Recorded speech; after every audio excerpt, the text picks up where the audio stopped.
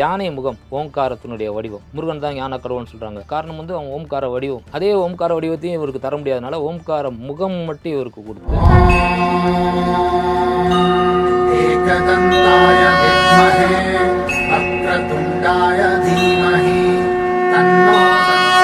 பார்க்க பார்க்க அவரை திகட்டாது. பார்த்துக்கிட்டே இருக்கணும்னு தோணும். பிள்ளையாரை திரும்ப திரும்ப பார்க்கணும்னு தோணும். மற்ற கடவுள் எல்லாமே உங்களுக்கு தண்டனை கொடுப்பாங்கன்னு சொல்லப்பட்டிருக்கு. ஆனா பிள்ளையாரை பொறுத்த வரைக்கும் தண்டனை கொடுக்க மாட்டாரு, தடையை மட்டும் ஏற்படுத்துவார். நீங்க தடை ஏற்படுத்தினோடனே புரிஞ்சுக்கிட்டு சிவன் ஆதியாக இருந்து எல்லாத்தையும் படைக்க ஆரம்பிச்சார். ஆனா அவரால் படைக்க முடியல, தடை வந்தது. உடனே யோசிக்கிறார், அப்ப நமக்கு மேல ஏதோ ஒன்று இருக்கா, அந்த புள்ளி யார்? அவர் தேடி கண்டுபிடிச்சதுதான் அந்த விக்னத்தை உண்டாக்கக்கூடிய விக்னராஜனா பிள்ளையார் இருக்கார். ஸோ முழு முதற் கடவுள்னா சிவன். சிவனுக்கு முன்னாலேயே சிவன் செய்யக்கூடிய வேலைகளும் தடுப்பார் இவரு. பார்வதி வந்து குளிக்க போனாங்க, மஞ்சள் தேய்ச்சி குளிச்சாங்க, அந்த கதையெல்லாம் உங்களுக்கு தெரிஞ்சிருக்கும். யானையோட முகத்தை எடுத்து வச்சாங்க. இந்த அவதாரத்தினுடைய நோக்கம் ஞானத்தை பரப்புவது. சித்தி புத்தி மட்டும் இல்ல, அவருக்கு வந்து சித்தி புத்தி, அப்புறம் சுபன் லாபன் 2 பசங்க இருக்காங்க, சந்தோஷி மாதான் ஒரு பொண்ணு இருக்கு. பிள்ளையாருக்கு இப்படி எல்லாம் கதைகள் இருக்கு. தமிழர்களின் நம்பர் 1 சாய்ஸ் தமிழ் மேட்ரிமோனி. ஆச்சி கொழுக்கட்டை மாவு வந்தாச்சு. ஆச்சி கொழுக்கட்டை மாவிற்கு கொழுக்கட்டை அச்சை கேட்டு வாங்குங்கள். குமுதம் பக்தி நேயர்களுக்கு வணக்கம்.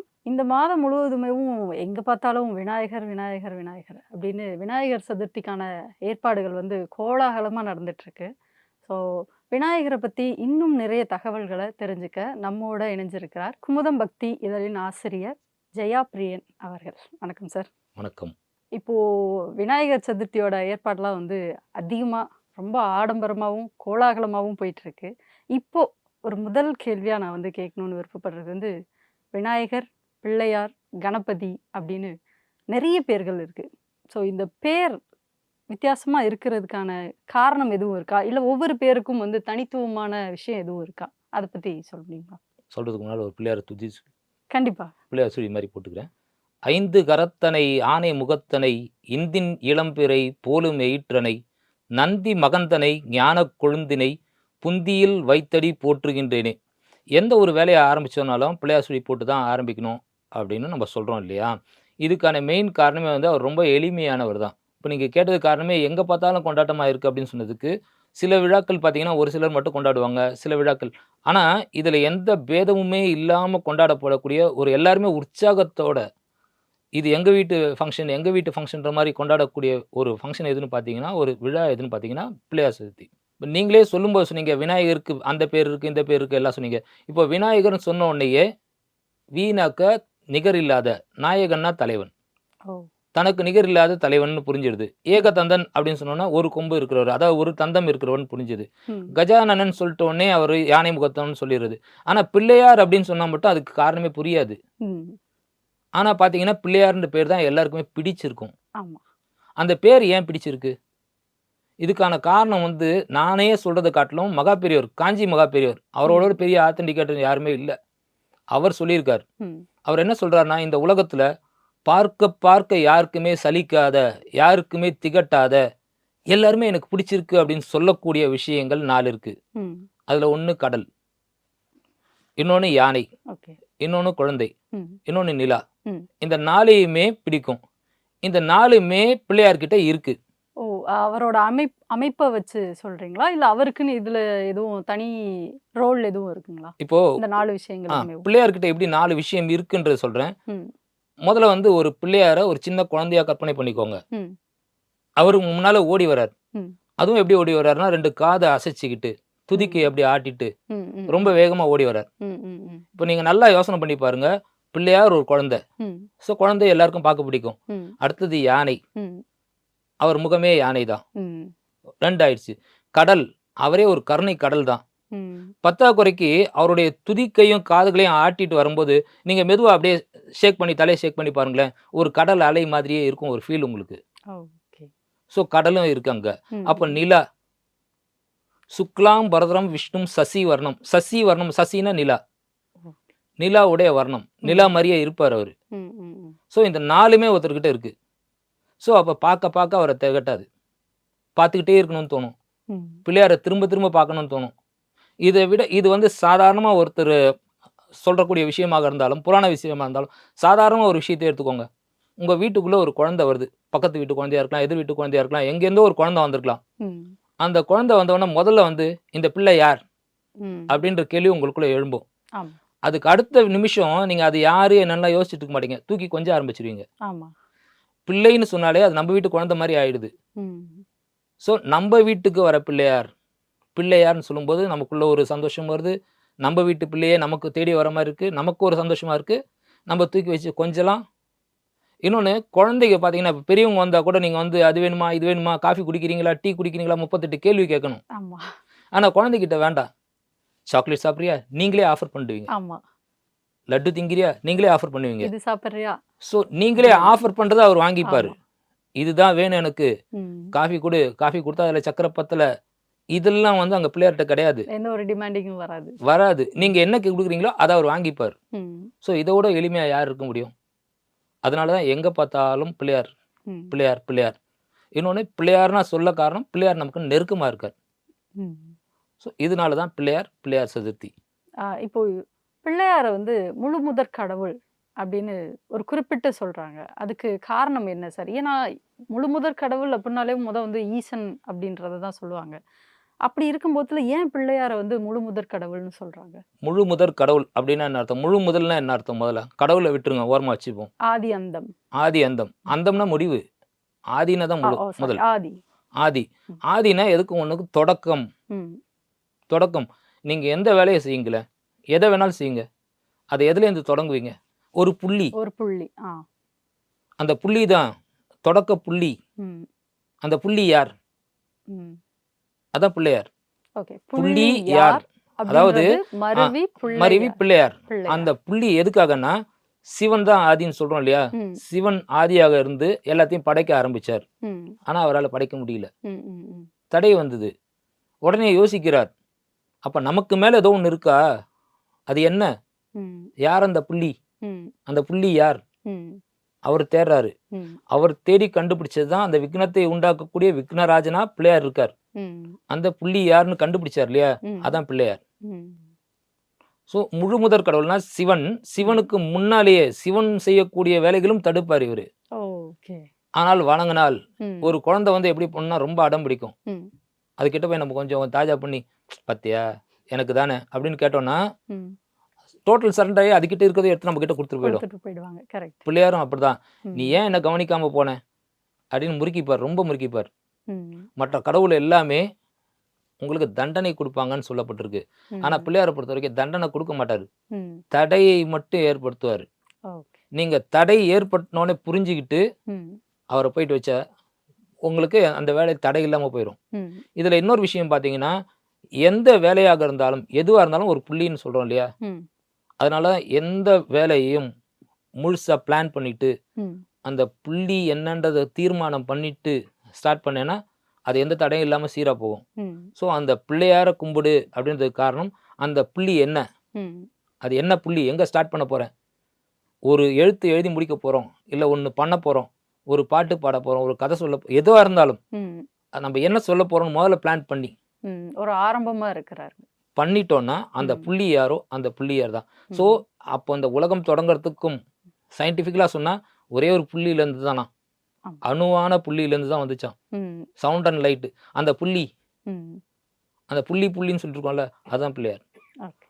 இப்படி தான் அவர் முழுமுதற் கடவுள் நம்ம சொல்லியிருக்கிறது எல்லாமே நம்மளுடைய புராணங்கள் எல்லாமே சயின்ஸும் பேஸ் பண்ணி தான் சொல்லியிருக்கு. அறிவியல் ஆன்மீகம் ரெண்டுமே ஒன்றா தான் பிணைஞ்சு தான் இருக்குது. அது ஏன் அப்படிங்கிறத நம்ம கடந்து உள்ளே போய் பார்த்தா தான் கடவுளை பார்க்க முடியும். ம். அதை கடந்து உள்ளே போய் பார்க்கறதுக்கு தான் கடவுள். ம். ஆக முழுமுதல் யாருன்னு கடந்து உள்ளே போய் பார்த்தா முழுமுதற் கடவுள்னு ஒருவர் பிள்ளையே தான். இதுதான் முழுமுதற் கடவுளா பிள்ளையாரான கதை. ரொம்ப அழகா சொன்னீங்க சார். இப்போ நிறைய விலங்குகள் இருக்கும்போதுல பிள்ளையாருக்கு ஏன் சார் குறிப்பிட்டு யானை முகம்? அதுல எதுவும் தனித்துவம் இருக்கா, சிறப்பு எதுவும் இருக்கா? இருக்கு. ஒரு காலகட்டத்தில் கடவுள் வந்து ஒரு அவதாரங்கள் எடுக்கும்போது, உதாரணமாக பார்த்தீங்கன்னா நரசிங்கமாக எடுத்திருப்பார், ம். ஹயக்ரீவராக எடுத்திருப்பார், ம். குதிரை முகத்தோட இப்படிலாம் எடுத்திருக்கார். இங்கே பிள்ளையாரா ஏன் அவதாரம் எடுக்கணும்? ம். இது வந்து புராணம் சொல்கிற கதை என்னென்னா, கஜமுகன்னு ஒரு அசுரன் இருக்கான். ம். அதாவது பிள்ளையார் பிறக்கிறதுக்கு முன்னால் ம். பிள்ளையார் தான் இப்போ தான் முழு முதற் கடவுள்னு சொன்னீங்க, அப்போ பிள்ளையார் பிறக்கிறதுக்கு முன்னால் எப்படின்னு கேட்கக்கூடாது. ஒரு ஒரு காலகட்டத்தில் ஒரு ஒரு யுகங்கள் மாறும்போதும் பிள்ளையார்ன்றது முதற் பொருளான பிள்ளையார் இருப்பார் அப்படியே. எப்படி மகாவிஷ்ணு ஒருத்தராகவே இருப்பார், ஆனால் அவதாரங்கள் மட்டும் எடுத்துகிட்டு வருவார். அந்த மகாவிஷ்ணுவும் அப்படியே தான் இருப்பார், இந்த அவதாரம் எடுத்துகிட்டு இருப்பார். அதே மாதிரி அந்த முதற் பொருள் இருப்பார், அவர்கிட்டேருந்து ஒரு அம்சம் பிரிஞ்சு ஒரு அவதாரம் எடுப்பார். அப்படிதான் இருக்கும்போது இந்த கஜமுகன்ற அசுரன் என்ன பண்ணுறான், அவனுக்கு யானை தலை இருக்குது. இந்த அசுரர்களுக்கு வந்து ஒரு சின்ன வேடிக்கை உண்டு. என்னன்னா, எல்லாரும் பிறந்த உடனே அவங்க பெரியவங்கெல்லாம் என்ன சொல்லி கொடுத்துருவாங்கன்னா, சிவன்கிட்டயோ பிரம்மாக்கிட்டயோ விஷ்ணுக்கிட்டயோ வரம் வாங்கிடு. உடனே இவங்களும் வரம் வாங்கிடுவாங்க. இவன் என்ன வரம் கேட்குறான், இவனும் எல்லா அசுரர்களையும் போல நான் சாகக்கூடாது, சாகாமல் இருக்கிற வரம் தர முடியாது. அப்போ என்ன சொல்கிறான், எனக்கு மட்டும்தான் வித்தியாசமாக யானை தலை இருக்குது, என்ன மாதிரியே யானை தலையோட ஒருத்தன் வந்தால் தான் வந்து என்னை அழிக்க முடியும். இப்படி கேட்குறான். இப்படி கேட்ட உடனே யானை தலையுடைய ஒரு குழந்தை எப்படி பிறக்கும்? அது வாய்ப்பில்லை. இதுக்காக என்ன பண்ணுறாங்க, பார்வதி தேவி ஒரு யானை படத்தை பார்த்துட்டோன்னா அவங்களுக்கு யானையை பிடிக்குது, அவங்க ஒரு பிடி உருவமாக எடுக்கிறாங்க. அதை தான் பிடியதன் உருவமை கொலமிகு கரியதுன்னு சொல்லி பாடுறாரு ஞான சம்பந்த பெருமான். இதில் என்னன்னா, அந்த பிடியாக பார்வதி வந்த உடனே களிராக ஆண் யானையாக சிவபெருமான் வந்து இவங்க 2 பேருக்கும் ஒரு குழந்தை பிறந்துச்சு. அந்த குழந்தை தான் யானை தலையோட பிறந்த பிள்ளையார். அவர் போய் கஜமுகனை அழிச்சார். இந்த அவதாரத்தில் முடிஞ்சிச்சு. இதுக்கு அடுத்த அவதாரத்தில் திருப்பியும் வேணும், அதே பிள்ளையார் வேணும், அவரை கணநாதனாக நியமிக்கணும். இப்போ அதே எல்லாமே இருந்தாலும் இப்போ பரசுராம அவதாரம் இருக்கும்போதே ராமர் அவதாரம் எடுத்தார். ஒரு அவதாரம் இருக்கும்போதே இன்னொரு அவதாரம் தேவைப்பட்டதுனால் பழைய அவதாரம் மெதுவாக ஃபேட் அவுட் ஆகிடும், புதிய அவதாரம் உள்ளே வந்துடுவாங்க. அந்த மாதிரி இந்த கஜமுகனை அழித்த உடனே இவருடைய வேலை முடிஞ்சிச்சு, போயிடணும். அடுத்தது வரணுன்றதுக்காக தான் கைலை மலையில் வந்துட்டு பார்வதி வந்து குளிக்க போனாங்க, மஞ்சள் தேய்ச்சி குளிச்சாங்க. அந்த கதையெல்லாம் உங்களுக்கு தெரிஞ்சிருக்கும். யானையோட முகத்தை எடுத்து வச்சாங்க. இப்போ எதுக்காக யானையோட முகத்தை வச்சு எடுத்தாங்கன்னா, இந்த அவதாரத்தினுடைய நோக்கம் ஞானத்தை பரப்புவது. எல்லாருக்கும் ஞானம் வேணும், கல்வி வேணும். இந்த ஞானமும் கல்வியும் வேணும் அப்படின்னா யார்கிட்ட கிடைக்கணும் பார்த்தா பிள்ளையார்கிட்ட கிடைக்கும். யானை முகத்தினர்கிட்ட அவங்க கிட்ட தான் கிடைக்கும், பிள்ளையார்கிட்ட கிடைக்கும். அதுக்காக யானை முகம் ஓம்காரத்தினுடைய வடிவம். ஓம்காரத்துலேருந்து தான் ஞானம் வந்துச்சு. முருகன் சொல்றாங்க இல்லையா, முருகன் தான் ஞான கடவுள்னு சொல்றாங்க. காரணம் வந்து அவன் ஓம்கார வடிவம். அதே ஓம்கார வடிவத்தையும் இவருக்கு தர முடியாதனால ஓம்கார முகம் மட்டும் இவருக்கு கொடுத்து யானை முகத்தை இவர்கிட்ட பண்றாங்க. இது ஞானத்தின் வடிவத்துக்காக பிள்ளையாருக்கு தரப்பட்ட யானை. இது எல்லாமே ஒரு ஒரு குறியீடு. நம்ம அப்படிதான் நினைச்சுக்கணும். என்னன்னா, பிள்ளையார்ட்ட போய் 2 கையில குட்டிக்கிறோம், தோப்புக்காரனை போடுறோம். இப்போ உங்களுக்கு என்ன கிடைக்கும் அங்கேருந்து? சயின்டிஃபிக்கலா பார்த்தா நம்மளோட வர்ம புள்ளிகள் வந்து இங்க குட்டிக்கும் போது பீனியல் சுரப்பி, இங்க குட்டிக்கும் போது இதை வந்து ஃபாரின் கூட சொல்றான் தோற்பி கரணம் சொன்னா போட்டோம்னாக்க ஞானமும் கல்வியும் வரும். உங்களுக்கு ஞானமும் கல்வியும் கிடைக்கக்கூடிய இடம் அங்கன்றது தான் அதுக்கு யானை தலை வச்சிருக்காரு. உங்களுக்கு என்ன வேணும்னா எங்கே கேட்கணும். இப்போ ஃபேன்ல காத்து வேணுனாக்கா ஃபேன் சுவிட்ச் போடணும், கரண்ட் ஒன்று தான் இல்லையா. லைட் வேணுனாக்கா டியூப் லைட்ல போடணும், டியூப் லைட் சுவிட்ச் போடணும். இப்போ ஒன்னொன்னுக்காகவும் வேணும்னா எது வேணுமோ அங்க போனா தானே கிடைக்கும்.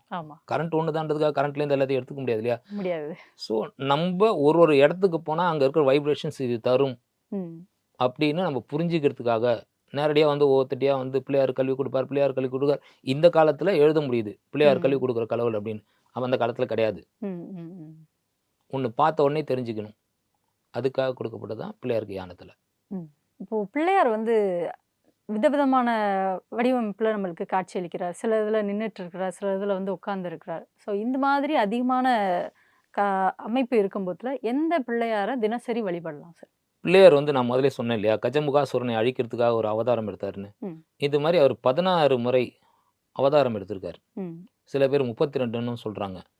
இது 16 இருக்கட்டும் இல்லை 32 இருக்கட்டும், இதுல ஒன்னொன்னும் ஒரு அவதாரங்கள் ஒரு அசுரனை அழிக்கிறதுக்காகவும் வேற ஒரு காரணத்துக்காகவும் ஒரு பாடத்தை போட்டுறதுக்காகவும் எடுக்கப்பட்டது. உதாரணமா சொல்ல போனா மதோர்கட விநாயகர், அப்புறம் ஏகதந்த விநாயகர், லம்போதர விநாயகர், விகட விநாயகர், இப்படி ஒன்னொன்னும் ஒரு காரணம் இருக்கு. உதாரணம் எடுத்துக்கிட்டீங்க, விகட விநாயகர் நீங்க எடுத்துக்கிட்டீங்கன்னாக்க அது எதுக்காகனா திருமாலுக்கு வந்து ஒரு தடவை வந்து கர்வம் ஜாஸ்தி ஆயிடுச்சு.